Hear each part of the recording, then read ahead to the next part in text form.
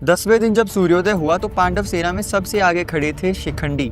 उनके साइड्स में भीम और अर्जुन, अभिमन्यु और द्रौपदेय उनके पीछे, धृष्टद्युम्न, धृष्टकेतु और चेकितन उनकी प्रोटेक्शन में खड़े थे और उनके भी पीछे थे युधिष्ठिर, नकुल और सहदेव। ऐसा करते करते बाकी योद्धा और पूरी सेना। कौरवों की तरफ सबसे आगे खड़े थे भीष्म, कौरव भाइयों से घिरे हुए। उनके पीछे थे अश्वत्थामा और द्रोणाचार्य। उनके पीछे थे हाथी सवारों की सेना के साथ भागदत्त और साथ में कृपाचार्य और कृतवर्मा।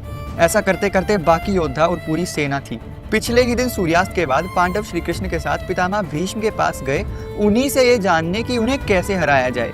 भीष्म ने उनसे स्पष्ट कहा कि जब तक उनके हाथों में शस्त्र है पांडव ये युद्ध नहीं जीत पाएंगे, पर हाँ, किसी तरह अगर वो शस्त्र ही ना उठाएं तो उन्हें हराया जा सकता है।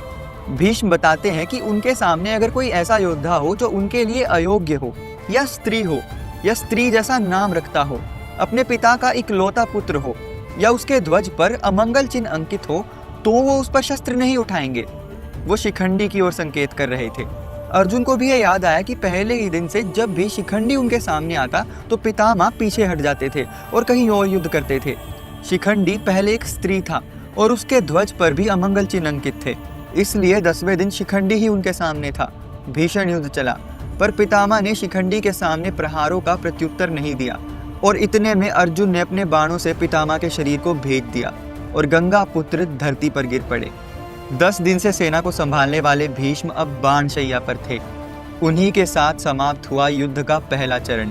भीष्म पर अब सूनी पड़ी कौरव सेना को एक नए सेनानायक की जरूरत थी, जो बने आचार्य द्रोण।